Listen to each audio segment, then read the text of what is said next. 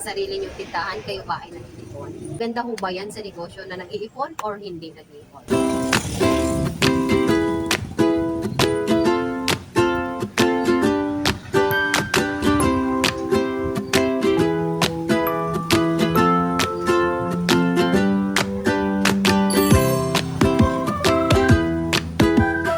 Hello everyone, magandang umaga po sa inyo lahat. Ito na naman po si Jennifer S. Channel. So for today mga kasari, meron po tayong magandang share. Ito po ay tungkol sa ating kabuhayan business na sari-sari store or any business na meron kayo mga kasari, pwede po ito. Ito po ay makarelate po kayo dito. So, ang ating topic for today mga kasari, maganda ho ba ng isang negosyo, any kind of business na mag-iipon o hindi? Well, sa akin mga kasari, kung tanungin nyo ako, comment down below muna kasari kung gusto nyo, kung kayo ba ay nag-iipon or hindi nag-iipon. Ako po kasi ay hindi ako nag-iipon. Kasi matagal na tayo dito sa tindahan, nung una ay nag-iipon ako. So meron akong na-come out na conclusion kung bakit hindi maganda ang mag-iipon, ang isang negosyante na mag-iipon. Kasi, ito po yung sa akin lang po itong pananaw o akin lang po itong opinion mga kasali. Ipakita ko muna ito sa inyo, ang aking librita. Talikod lang natin para hindi nyo maano kung anong bank. So, ito yung aking luma. Nakita nyo po, may butas na yan. At ito yung ating issuance na bago. So, ito, bakit ba itong pinapakita ko sa inyong libreta ko ay bakit related ito sa ating topic. Napakalaking relasyon po ito mga kasari sa ating pag-uusapan ngayong umaga. Ayan. So kung tanungin niyo po ako mga kasari kung ako po ba ay nag-iipon, well, sasabihin ko po sa inyo na noon ako po ay nag-iipon. Sa mga individual po siguro mga kasari, na walang negosyo, maganda siguro ipunin nila ang pera nila sa bangko for safety. No, para talagang meron talaga silang makikitang pera later on sa kanilang pinagpapagurang trabaho. So sila po ay nag-work lang. So maganda part sa kanila na mag-iipon talaga for emergencies na kung meron man silang bilhin or meron mang mga hindi magagandang bagay na nangyayari sa kanila, ay meron silang mapagkukunang pera. Pero sa atin po, tayo po ng mga negosyante, para sa akin po, hindi po magandang mag-ipon muna. Kasi kapag ang pera mo ay iniipon mo lang sa bangko at meron ka namang negosyo, malakas naman ang tindahan mo or malakas naman ang negosyo na meron ka, why not hindi na lang po idagdag ang pera mo sa negosyo mo? Kasi tutubo pa. Unlike na ilagay mo lang sa mga ganitong mga libreta, ganito. Kikita ka ba dyan mga kasari? Tanong ko sa inyo. Kasi ako, experience ko. Ito talaga, actual mga kasari. Matagal na po akong nagsisave. Yung mga sobrang pera ko, nilalagay ko po dyan. Kaso yung tinotal ko mga kasari, yung tubo ko or kinita ng pera ko na pinatago ko sa bangko na yan, hindi pa po umabot mga kasari ng 50 pesos. Sobrang tagal. So napakaliit lang po talaga, sobrang liit lang po talaga ang tinubo ng pera mo sa bangko. Unlike kapag ipinuhunan mo, kung meron ka pang 20,000, 30,000 sa bank, mas maganda na lang po na i-invest nyo dagdag sa inyong tindahan. Kasi itong tindahan natin, araw-araw po mga kasari, kumikita tayo dito. Mas lalaki pa po ang ating kikitain kapag mas marami po tayong stocks na nakikita ni customer. Kasi si customer, nagagalak or nagagandahan or naiinganyo, magtama ba ang mga terms ko mga kasari, naiinganyo talaga silang lumapit sa isang tindahan kapag nakita nila ito ay punong-puno ng mga palamuting paninda meron ang tindahan.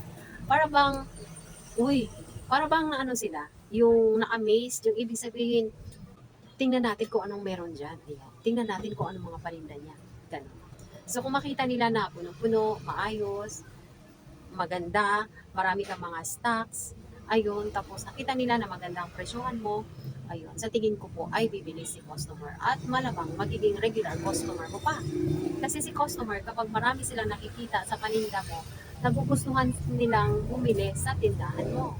So yun mga kasari, para sa akin po talaga, ako po talaga, seryoso mga kasari, real talk to, hindi po talaga ako nag-iipon. Medyo matagal-tagal na. Ina-update ko lang po yung itong aking libreta.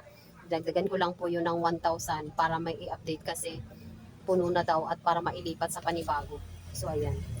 Kasi naisip ko mga kasari, kapag ang pera ko ay lagi ko lang pong dinadala sa kanila, hindi po tumutubo talaga, hindi talaga kumikita.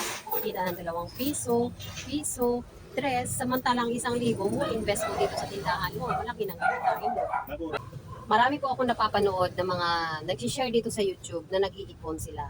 So okay lang naman siguro yon kasi nag-iipon sila. Kasi meron silang pinag-iipunan, meron silang gustong bilhin or meron silang gustong patayo or meron silang mga plano kaya sila nag-iipon. Ay okay po yun mga kasari. Pero para sa akin po kasi kung meron akong gustong bilhin or meron akong gustong kukuha ko ng part dito sa aking tindahan ay kukuha lang po ako ng kakaunti na alam ko po na hindi ako lumalagpas sa kinikita ko sa aking tindahan. Intindihan niyo pa mga kasari, ibig kong sabihin. Halimbawa, ang iyong tindahan ay kumikita sa isang araw ng let's say 500 pesos, pwede kang kumuha doon ng 200 or 300, iiwan mo yung 200. At least yung 200 ay magro-roll back pa sa tindahan mo. Kumita ka ng 1,000 sa isang araw, kukunin mo yung mga parts, siguro doon 300, 400, 500, iwan mo yung another 500. At least yung another 500 mo, nadadagdag yung umiikot, sumama sa pag-ikot doon sa dati mong puhunan. So, ibig mo sabihin, ang puhunan tindahan mo ay lumaki na lumaki. O, diba? So, marami ka nang mabibiling paninda sa tindahan mo. Yun ang ibig ko mga sabihin sa akin. Kasi ako, pag meron na akong bilhin, kukuha na ako ng konti. Pero iniisip ko rin, baka sumobra naman ang kuha ko. Yun. Kasi nga tayo ay hindi nag-ipon. Yung mga tubo natin or kinikita natin araw-araw, nandito lang sa tindahan, iniiwan lang natin. So makikita natin, ay, marami na pala akong paninda, ganito, okay na, hindi na kailangan. So, pag time na talagang, makikita nyo naman kasari, kung hindi nyo na kailangan bumili ng stocks, hindi nyo na kailangan magdagdag kasi marami na. So, yun siguro yung time na pwede nyo kayong magtabi ng konti. Ayan, magtabi. Pwede na kayong kumuha doon ng panggastos nyo, pwede na kayong kumuha ng pambili ng gusto nyo bilhin. Ayan, kasi meron tayong mga tao, meron talaga tayong wants na gusto natin yung isang bagay na yan. Kaso pinipigilan muna natin kasi wala pa tayong pambili. Pero pag meron na tayong medyo sobra-sobra na mga pera na naitabi natin dito sa ating tindahan, pwede natin kumuha doon ng konti at ibili na doon sa gusto nating bagay na magkaroon tayo. Ayun ba? So, ako talaga mga kasari, honestly, hindi ko talaga ako kumukuha ng kita ko dito sa tindahan. Hinahayaan ko lang na magmumove lang siya dito. Sabi nga ng partner ko, marami na raw akong paninda, halos hindi na raw kami makadaan. Tapos may mga deliveries everyday daw na dumarating. Ayun, bukod sa may deliveries pa ako, namimili pa ako, nagre-request pa ako sa kanya na bumili ka ng ganito, kumuha ka ng ganito, bumili ka ng ganito, ayun. Kasi gusto ko, makita ni customer na laging puno ang tindahan ko. Kasi kung puno, lalo na't napakarami nating kompetensya. Kailangan gagawa talaga tayo ng paraan na maganda sa paningin ng customer ang ating tindahan. Kasi kung hahayaan naman natin mga kasari na maluwag yung tindahan natin, may hahanapin si customer, wala tayong paninda.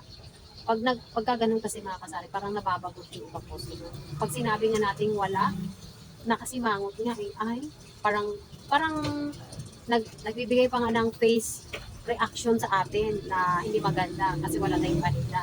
Para bang masama pa tayo kasi bibili sila, wala silang mabili. Parang ganun. May mga ganun na customer. Kaya para maiwasan natin mga kasari na bigyan tayo ng face sa ating mga customer, kailangan na lang siguro umili tayo. Kung meron tayong extra na tubo, kita, iiwan lang natin sa ating tindahan. That's all for today's video mga kasari. Sana naman po, meron na naman tayong natutunan dito sa ating maiksing kwentuhan sa ating topic for today kung dapat ba tayong mag-ipon or hindi mag-ipon. So itong aking idea mga kasari ay sarili ko lang pong opinion, sinishare ko sa inyo. Nasa sa inyo pa rin po mga kasari ang desisyon kung kayo ba ay mag-iipon or hindi.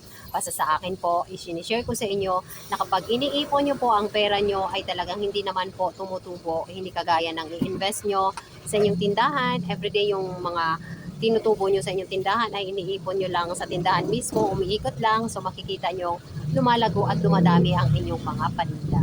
That's all for today mga kasari. Thank you so much for again watching this video and maraming salamat pong uli and ingat po tayo. Happy selling and God bless po. Bye bye!